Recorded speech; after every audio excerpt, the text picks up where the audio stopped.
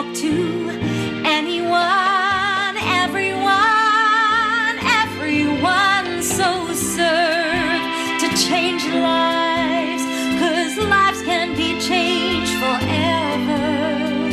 Serve to change lives whenever we're working together.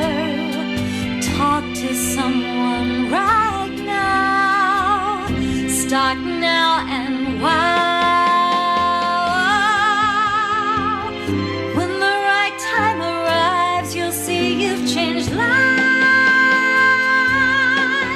So serve to change lives, 'cause lives can be changed forever.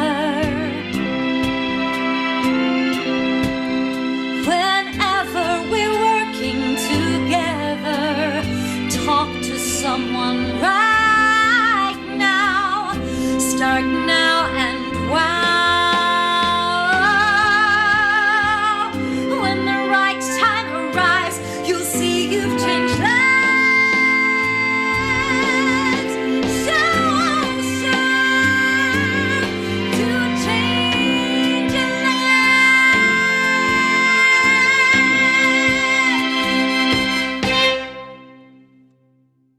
Good afternoon, Rotarians and guests. My name's Bernie McIntosh and I'm your MC for today's meeting of Rotary Melbourne.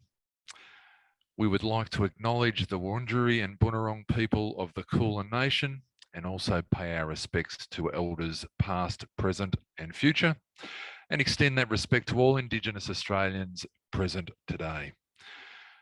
Please note that most microphones have been muted for the duration of the presentation. Accolades, comments and questions can be posted via the Zoom chat function throughout the presentation. Thanks today will be given by Robert Fisher, followed by the loyal toast to be presented by President Reg. Please ensure your glass is charged. Thank you, Bernie. We in Rotary Melbourne know that we have a lot more work to do in diversity, equity and inclusion. As a starting or continuing point, we would do well to read and digest the piece in this week's bulletin put out by Rotary International, whose board of directors has taken measures to strengthen our commitment as an organization to these areas. At Rotary, we understand that cultivating a culture based on these principles is essential if we are to realize our vision of a world where people unite and take action to create lasting change. We should value diversity and celebrate the contributions of people from all backgrounds, as well as people who express differences in ideas, thoughts, and beliefs. It is incumbent on all of us as Rotarians to do more than pay lip service to the sentiments that are expressed in the RI commitment, but rather to put them into practice in our everyday lives and in our Rotary service. I commend the article to you. The author, Catherine Pulsifer, once said, "We are all different, which is great, because we are all unique. Without diversity, life would be very boring." How true. For friendships in Rotary and the opportunity to serve, we give thanks. Thank you, Robert. A very pertinent reflection for which I'm very grateful. Thank you. Rotarians and guests, a toast to Australia and Rotary International. Australia and Rotary International.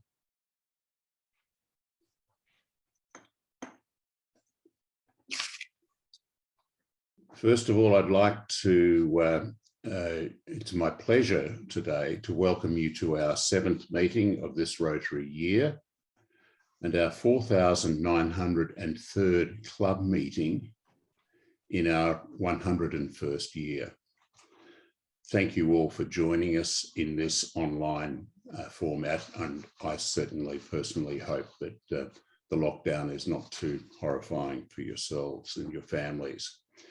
Our guest speaker today is Stephen Rando, who's an initiative lead, enterprise architecture and engineering at ANZ. Stephen will be speaking on financial services and future technology, and it's going to be very topical and relevant to the day. And he will be more fully introduced later in the program by our chair for the day, Bev Brock. In the meantime, please join me in making them both welcome. Okay, I'd now like to call on Trevor Nink to remind us of the day of the club's Around the Bay project activities for 2021-22. Thank you, Trevor. Thank you, President Reg, Rotarians and friends. Our largest volunteer event of the year, the Around the Bay bike ride, is taking place on Sunday, 3 October. The primary Rotary purpose for this event, as most of you will know, is to raise funds for the Smith family educational scholarships. These scholarships help keep disadvantaged young kids at school to reach their full educational potential. Our aim is to raise $25,000. A secondary purpose for our club is to socialise with other members on the event day. We have fun and we get to know each other better, especially important after many lockdowns. You may have seen our invitations for members and partners to act as Team Rotary riders, route marshals, rest area attendants, and roadside support drivers and navigators. This year, we hope to have over 100 volunteer shifts. Bicycle Network pay for these volunteers as we help provide important management of the thousands of Melburnians who are riding. Our first fundraising step of the annual Around the Bay Raffle was launched last week with a broadcast email from President Reg. This raffle has been made possible by the donation of a $2,000 voucher for bikes and/or bike accessories from a very well-meaning My Ride Collingwood. Their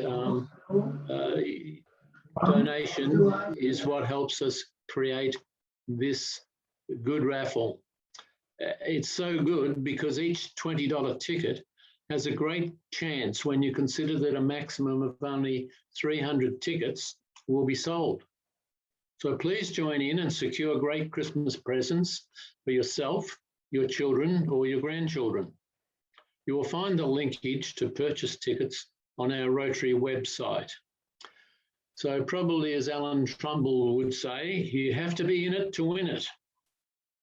So next week, we will hear from a scholarship holder from the Smith family and learn about how that scholarship has greatly improved the person's life through support from the various monies that come into the Smith Family Learning for Life program.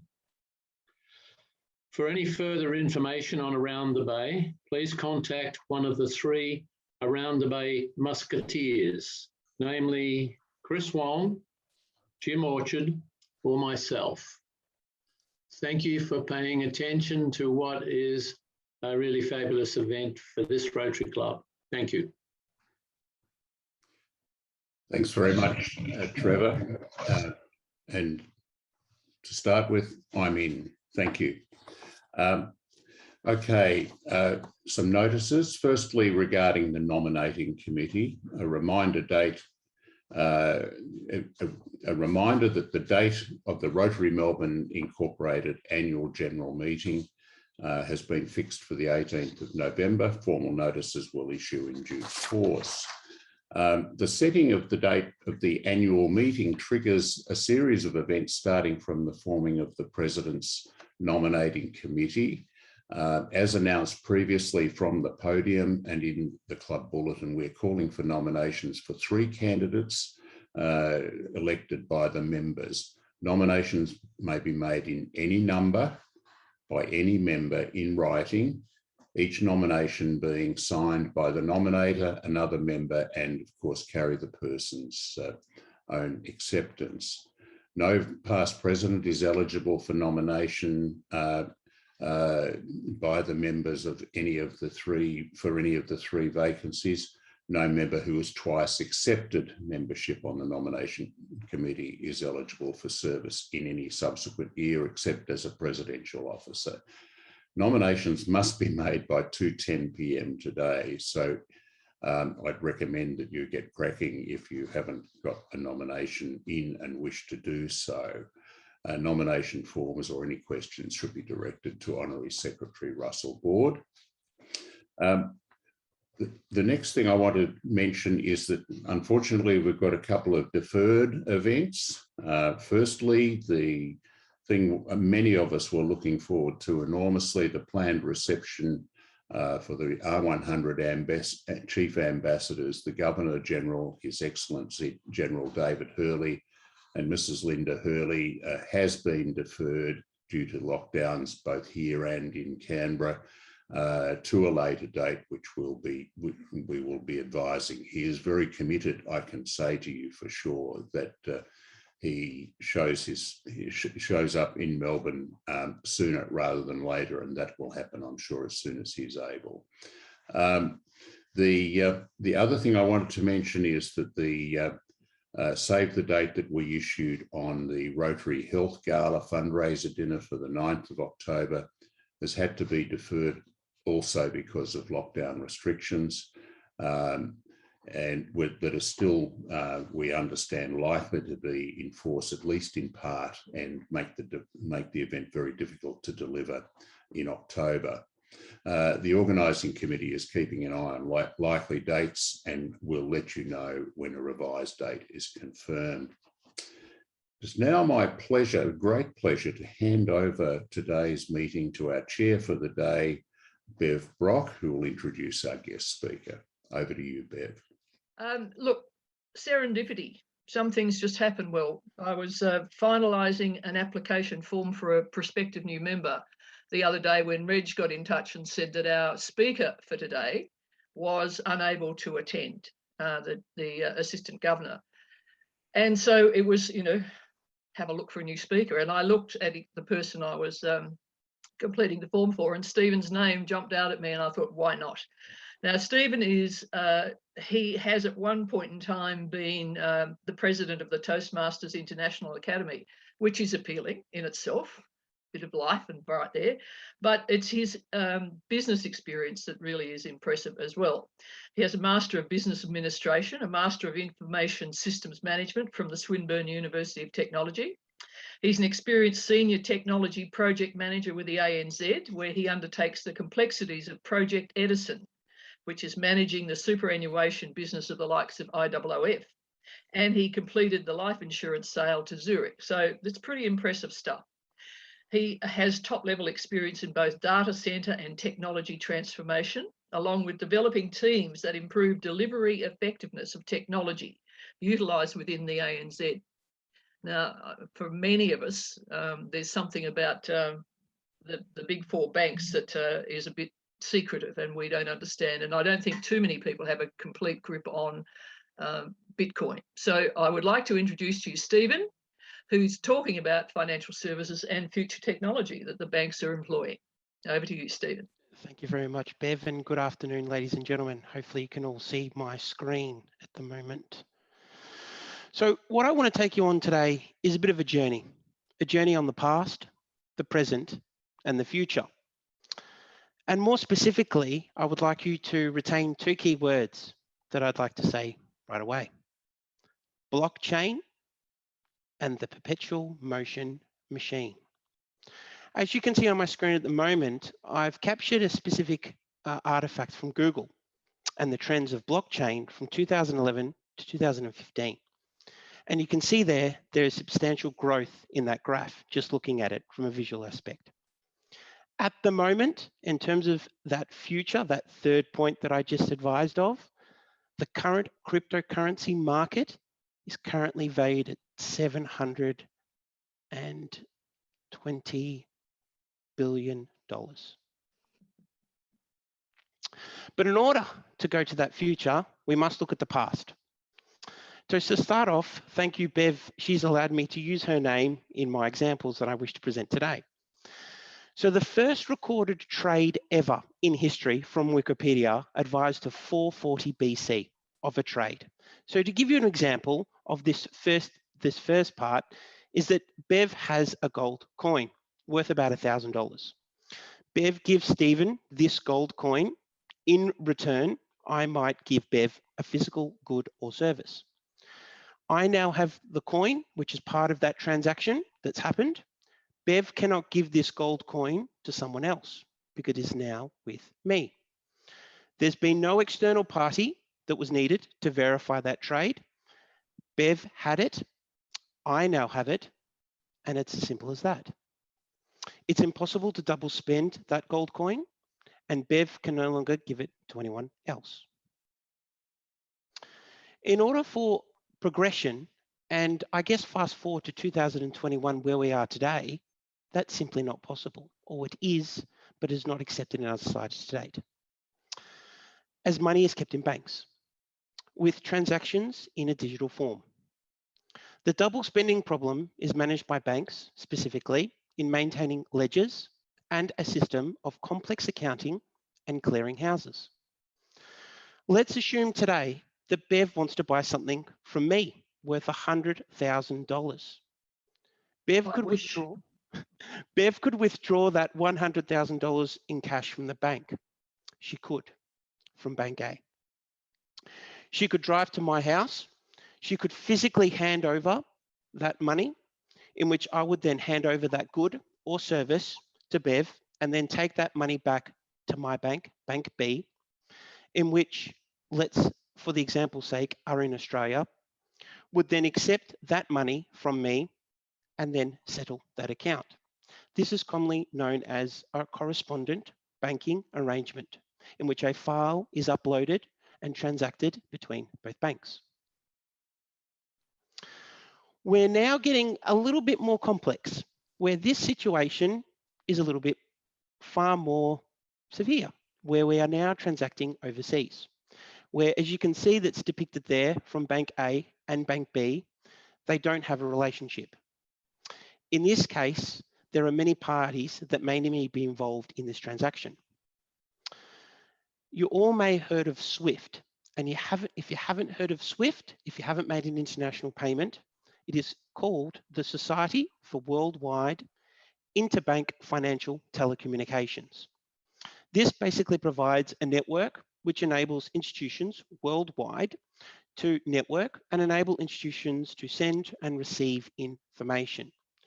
I wish to make it very clear that this is all about transactions that are developed securely and a standardized environment for transactions to be conducted in industry. As I said, the situation gets a little bit complicated as Bank B is overseas. I'm overseas at the moment. And Bank A and Bank B don't have any relationship, which is a bit of a problem. However, that technology of SWIFT provides the network which enables and integrates the institutions worldwide to send and receive information through that environment. SWIFT does not just facilitate funds transfers, it sends payment messages between the different groups to enable and accept that payment.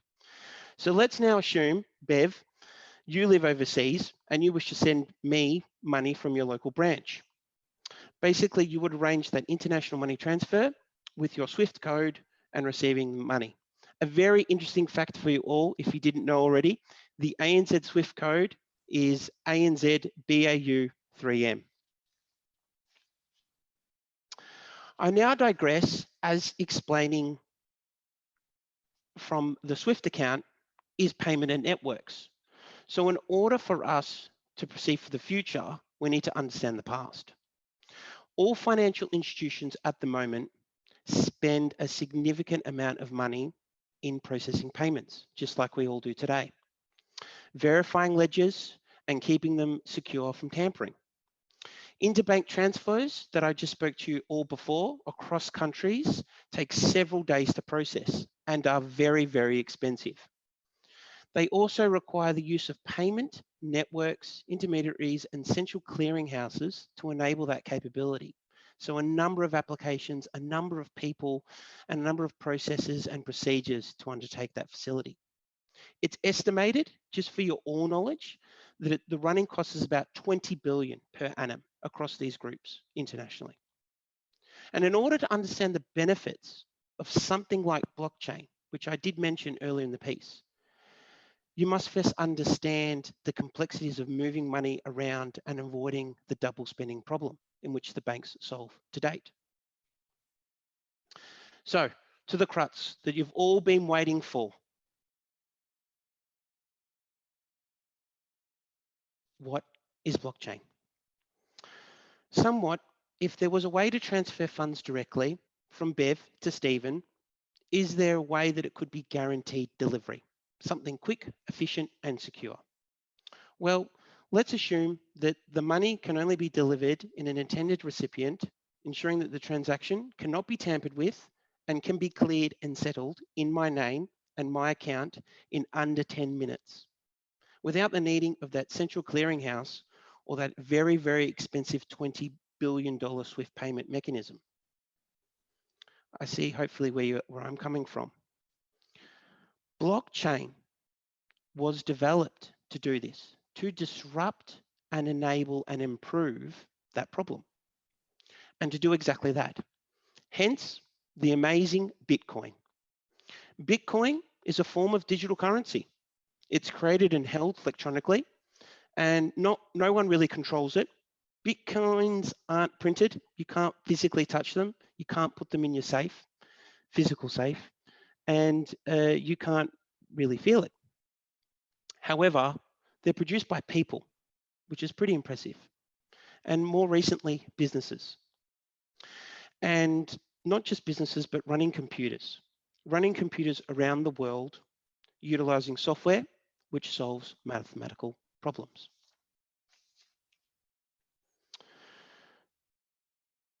So coming to the point, well, why do we need blockchain? Well, the distributed bookkeepers, as you can see on my screen right now, aka miners, verify the transaction and assemble with others into a block of transactions using advanced encryption techniques called hashing. This is very different to the technique I spoke previously about the SWIFT payment, in which a ledger would talk to another ledger and would rely on a bank and another bank to intercept that transaction. With blockchain, they solve a complex mathematical problem in which they take on average around 10 minutes to solve, which is absolutely amazing. This problem solving is referred to as providing proof of work. These miners are not human, but specifically specified AI computers, which are very fast at solving specific mathematical problems. I like to refer to them as the Bolt. Once the problem is solved and verified, the block is then added to the ledger and chained into the previous block, hence the name blockchain. The winning miner is given the financial reward to compensate, and for validating that, the transaction and the cover of the cost of the computing power is used to do so.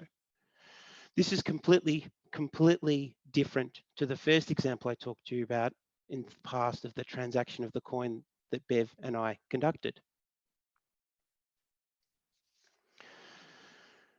Within 10 minutes of receiving that, I can now check out what is now called the digital wallet, where I can show my balance that has gone up now by 100,000 from the transaction that I completed with Bev.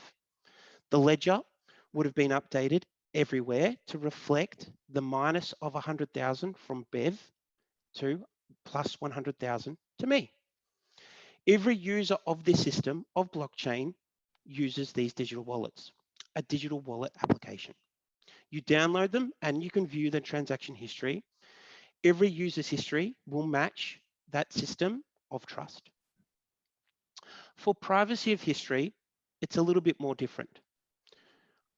They can't identify Stephen Rando or Bev publicly, but they do store our public identity, our public digital signature. So if you can think of maybe for an example, if you do have a Facebook account or Twitter, these are some forms of examples of digital signatures. So when I open up my digital wallet, I can see my balance in my wallet. My application scans the blocks on the ledger, adding up the inflows and the outflows in a matter of seconds, which matches my public signature. I now refer to the last slide in terms of the future. As blockchain has been a disruptor, I clearly wanted to articulate and give you the heads up as to maybe why the big four banks are currently not using blockchain. And for the examples that I spoke to you about, at the moment, blockchain is currently not regulated. So again, it's controlled not by humans, but by computers. So that technology is certainly new and being developed. And certainly there's a number of compliance flags that's required for us to operate under APRA.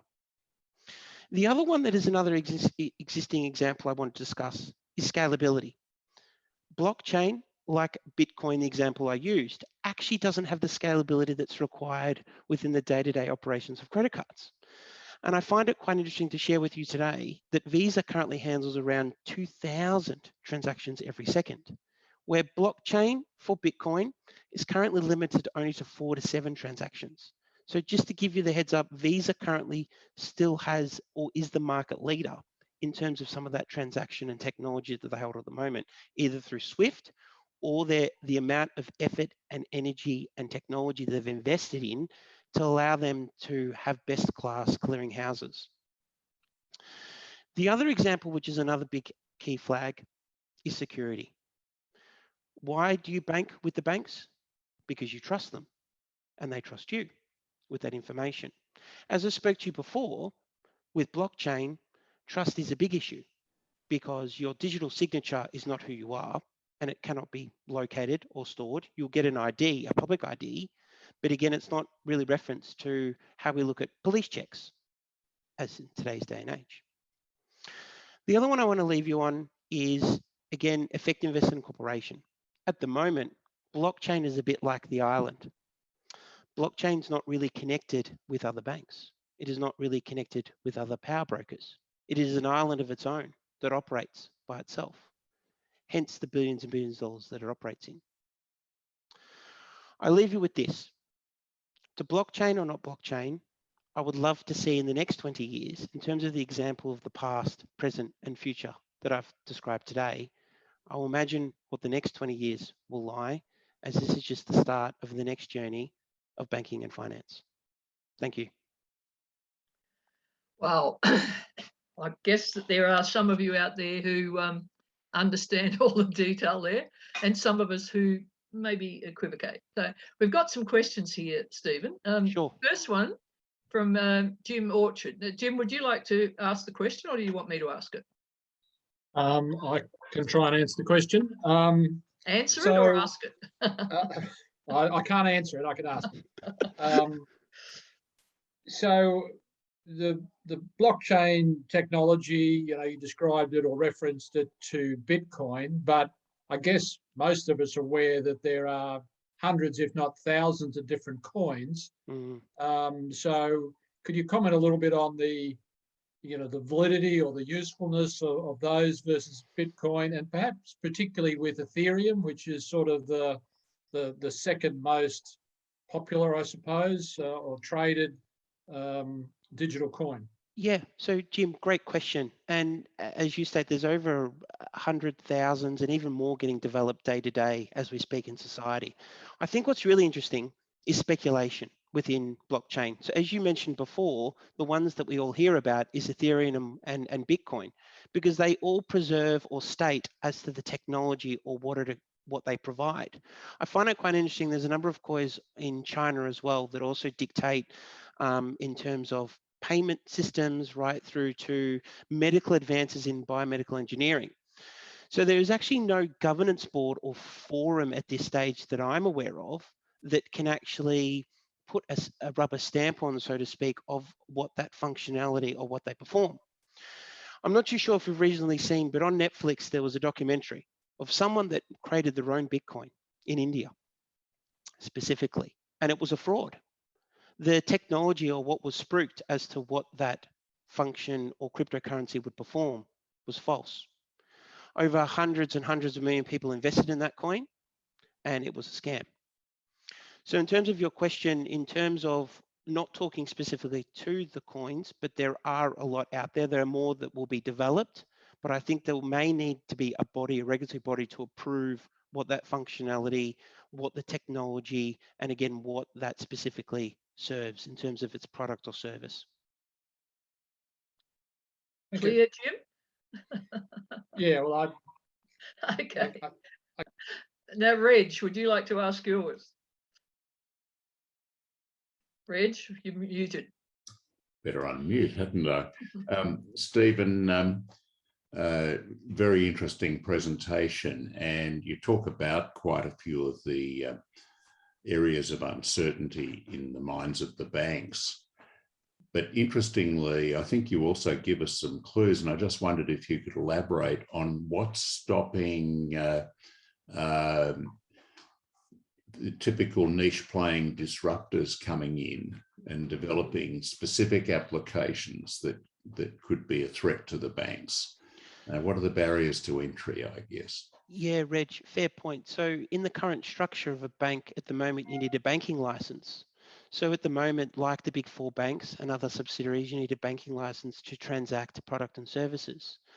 At the moment, I'd probably like to state that it is a bit of a loophole because these fintech, so financial technology arms, are able to quickly develop an application or service and get it into market quite rapidly. And we're seeing that through Afterpay, which recently sold for about $49 billion, as you can see there. They don't formally have a banking license, but they own something like 78% of market share of total spend of credit cards within Australia at the moment, Reg. So that disruption, I think, is just on the cusp of some of these new players that are coming in. I'm not too sure all of you have seen the news as well, and I don't like to spruik other banks, but the Commonwealth Bank have also entered the realm with their own product like Afterpay of the Pay Now, Pay Later scheme. On behalf of ANZ, we actually have not followed that suit. We've actually gone another playing field of looking at rewards. So we're rewarding our customers that are actually spending and saving and rewarding them with other products and services that we offer. So it will be very interesting, Reg, in the fight, as I like to call it, the Tyson bouts between organisations to see who will pick the path for the future. Thank you. Okay, Peter Davis, you can go and ask yours. Thanks, Bev. Yes, I'm just curious. We heard about how blockchain is manufactured, taking about 10 minutes to solve a problem. But I also know that computing power seems to be increasing at ever increasing rates. And what's to stop somebody coming up with a computer that takes 10 seconds to do the same problem, and thereby undermining, I would have thought, the value of blockchain? That's probably why I don't have a lot of confidence in it. But have you got any thoughts on that? Yeah, 2 points there, Peter. Probably first I'll tackle on the computing aspect. So not a lot of people know, but for blockchain to work, you need a lot of computing and warehousing. So data centers. Data centers are facilities that require power, electricity, and cooling to manage these computers, which are extremely expensive. In terms of your second point, in terms of CPU output, what's happening at the moment in San Francisco is absolutely outstanding. Where if you have a look at the microchips that are currently produced from Taiwan and China, that technology is actually there. No one has actually been able to put point A and point B together with certain technology and componentry, that I like to call it, and bring it together to harness that, Peter. So very interesting point where I think, again, it's still on the cusp and no one has really started to leverage what that looks like and how it's used efficiently, because you never really hear about how much it costs to run Bitcoin. you just constantly hear it's $47,000, it's $60,000. So no one actually knows the underlying transcending costs that make up that service, which I'm certainly curious in, and I've certainly asked a few questions, but haven't gotten anywhere, unfortunately, because we don't know who owns it. Peter, to your point, the trust. Okay, Thank Bernie. you. Over to you, Bernie. Sorry, Bev, I went to unmute and clicked on Peter Davis, so missed myself. Thanks, Stephen, for an interesting presentation. I'm a little interested in what the majors are actually doing at the moment in regards to, I guess, blockchain, and you've answered some of it along the way. But are they working collaboratively? I would have thought they might need to get it up and going in Australia. And point number one. Point number two, what are the regulators doing about it here in Australia as well? It seems to me that some of our banking issues over recent times have been because we're not in front of the game, that we're playing catch up, that it's an IT-driven initiative, and there hasn't perhaps been the credit overlay in banking as it's evolved, if you like. And I see this as potentially that as well. So Bernie, probably to your first point in terms of, I guess, the cryptocurrency is a total, right? It's interesting to see that the majority of players that are overseas, so that engineering function, or I guess the entrepreneurship to create something like that mechanism, other organizations or countries don't have to follow maybe strict regulations that Australia has. So we're well protected by ASIC, by APRA, and those regulatory bodies that you spoke about, Bernie. So in order for something to be created, you have to pretty much go against them, right? You're going against those regulators. And I think it kind of takes some guts and determination to do that. I think the second point is also the technology. So in terms of the collaboration between the banks and how they're using them. At this stage, I can share with some of the discussions I've had with some of our major partners, they're looking at it more of an AI service management piece. So in terms of using blockchain technology to process information. So how effectively can we get bits of information and data, couple them together and make decisions with that? So taking processing and payments away, how do we just leverage that technology to allow us to make faster decisions? For example, Bernie, you, I don't know, wish to buy a puppy, right?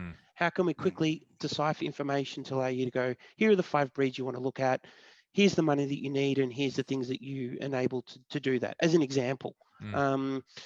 But it's very interesting. It's a bit taboo, I think, still the conversation, because it is unregulated and it is still a relatively new industry where subject matter experts are not that many within Australia, so to speak. There's a lot in China that I have been following in terms of their capability and what they can possibly do with the people power, so to speak. Okay, thanks. No worries. Peter Hanlon, you have a question? Yes, I do. I'm traveling incognito, which is appropriate for Bitcoin, I think. Having said that, blockchain, much appreciated. Currency attributes historically have included a medium of exchange, a store of value, and usually a promissory note to pay. And that's one of the kind of legacy definitions. The digital currencies don't seem to kind of encapsulate those attributes at the moment, because there's no government behind them, the promise to pay.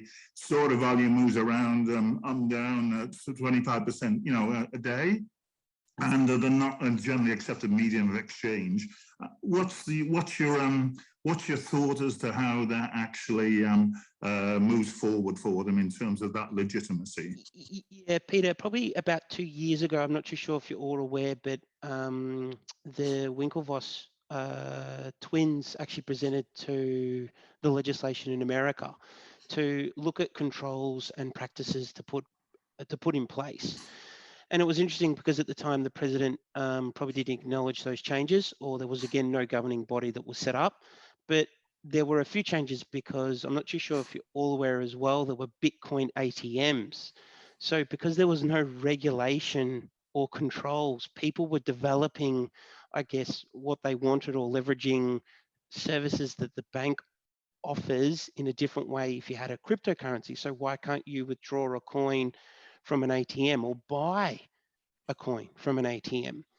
So I think once the regulator or a body does come in and starts putting some structure towards what you can and cannot do, and I think, Peter, to your point, look, the current cryptocurrency is so fluid where anyone or anything can be traded, which is a little bit scary. So we can't see that coin, so to speak, or what's being transacted for why and who's transferring what. And I get it. And that's the main reason why people are accepting of it. But again, from a security perspective, that's currently not aligned to the regulator or to what and how we perform functions and transactions in Australia. Thank you. Okay, Tim, we've got a few more questions here. I think we've got some time for them. Tim Goonan. Hi, Steve. Great presentation. Thanks for that. My question, two questions really. How do you cash in? How do you cash out of the Bitcoin network?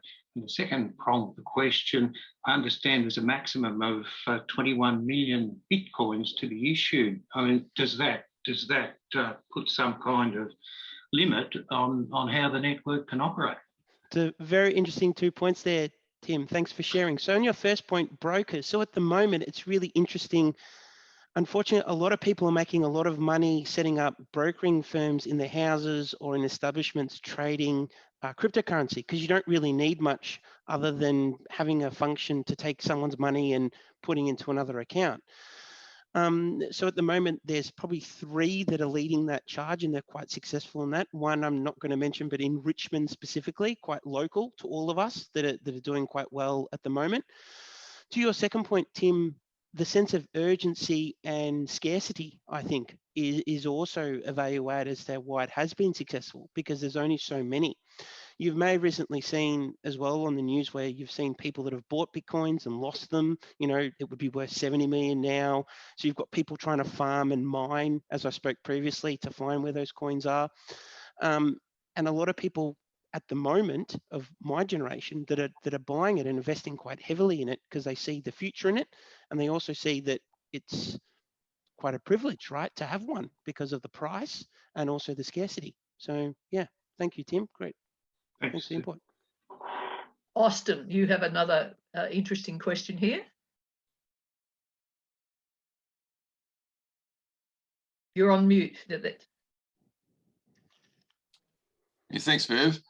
And thanks, Stephen. You've compressed a very complicated situation and the length of history in a very short time, but it's given us a great insight. My question is, I seem to recall that there have been articles recently about the pollution levels of mining cryptocurrencies. And if this is so, and I don't understand exactly the mining situation you mentioned a moment ago, are you able to enlighten us on this aspect, given the focus on climate change impact at the moment? So, Austin, I'll draw back to what I previously discussed about data center management. So each data center facility, especially in Australia, has a tier rating. Depending on the facility, it gets rated by the emission scheme of Australia. So just to let you know, within ANZ Bank, we adhere to the highest form of, I guess, emissions. So we have greenhouse gas offset. We also have solar panels, etc. We have low burning lights. To give you an element as to how we structure from a facility perspective, right? Overseas, I can't comment on the regulations, but I wouldn't think that would be as stringent as Australia in terms of where we are positioned in terms of our environmental position. But recently going to China about 3 years ago to Guangzhou, I'm not too sure if anyone has been to China in this forum, but there is no sky. You can't see the fog's there, right? So, and in China, they have the largest amount of data centers in the world, as well as Las Vegas, as I also want to call out as well. So Las Vegas, because of the weather, also has the largest amount of data centers in the world. But again, Austin, a very interesting point, and maybe a gap in the market where it's not really regulated, it's not really captured and not probably spoken about as to what the cost is to the environment with this new way on digital transactions and digital currency is going. Mm. Mm. Thanks for that. And just if I could add to that, what is meant by mining? How do you mine it? Basically, yeah, there's supercomputers and programs and algorithms where, as part of that blockchain or those ledgers I was talking about, there are coins that aren't captured or assigned to no one. So in order to capture and mine, I guess, a 0.1% of a coin, there is a possibility, and there are people that are doing it daily that do that at the moment as a form of income, as a form of a hobby, as a form of trying to get involved in cryptocurrency. Yeah. Right. Thank you. Thank you. So, Stephen, just add to that before I go on to the other questions. As I understand it, each Bitcoin is a prime number. And so the computers are whizzing over in order to find the next prime number. That's correct. And the limit at this point in time is 21 prime numbers. Correct. So the mining, it's the energy involved in these supercomputers spewing through all of this stuff to find the next available prime number. So people who have invested, bought Bitcoin, and then can't recall their prime number to claim it back have lost their money. So what happens then? Well, it's kind of in the Svisa, Bev. So basically, it's there, it's recorded, but no one can do anything with it, right? So it's kind of, I use the example with my grandfather where we've put $100 bill in, I don't know, the safe, and we've forgotten the code. So it's physically there, so we can break it open and get it out. But with cryptocurrency, it's a little bit different where you can't really get it back. Okay, so they've done their money and that's it. Yeah, Beth, Okay. which is it's a little bit scary. Yeah, because the passwords, the prime numbers, are how many digits long? Some of them are 12 to 18, but I think they are getting smaller, but they're quite long. So yeah. People at the moment will buy a secure USB with password encryption, or even buy encrypted hard drives, and you'll store your wallet on that hard drive and then physically lock it away or store it. There's certain practices and procedures that people are following at the moment for that. Okay. Stephen Lake, do you have a question? Stephen? Apologies, I can't see the government or the ATO supporting a technology they can't track. How do they follow money laundering, people failing to pay their tax? How do they even control the economy when they're typically the issuers of currency and so on? Fair point, Stephen. I think that also concludes to why the banks again haven't taken that up, because again, it's I would say mispractice, or again, there's no transparency in that agreement handshake, as we like to call it. So again, it can't be tracked, it can't be traced, and we can't put a face to the name. So it's very difficult. And again, probably some untoward activity that's happening in the dark web, that's happening where that practice is being used. Okay.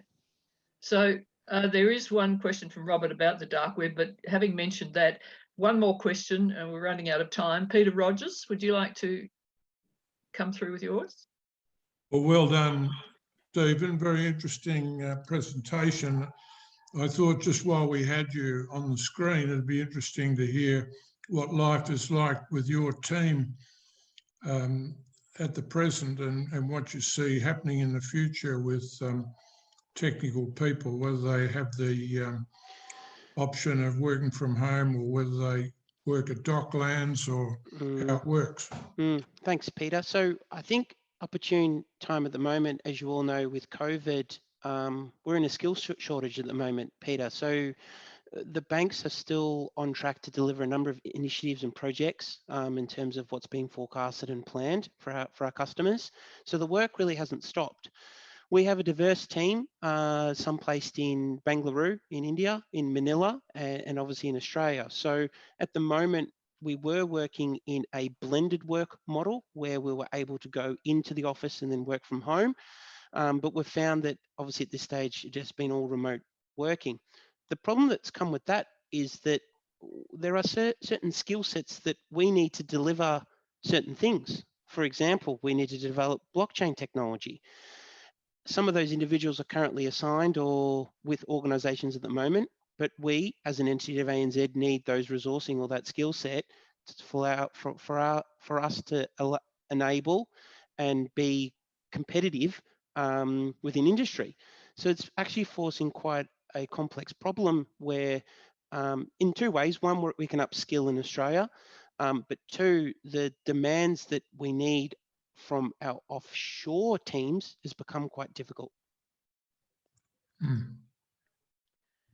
Thank you, Stephen. Look, this could go on because you've tapped into your topic is one that invokes so many questions, and it's so much into the future.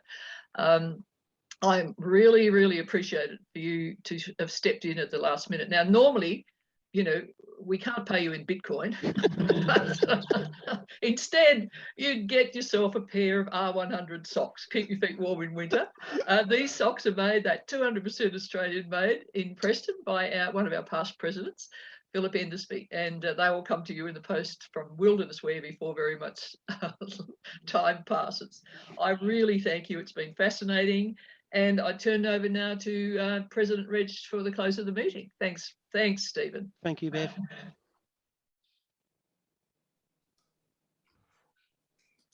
Thanks very much, Bev. And Stephen, as I sort of predicted before the meeting, this was a cracker of a presentation. Well done, and thank you enormously. Just to add to the thanks that Bev has already shared with you on our behalf.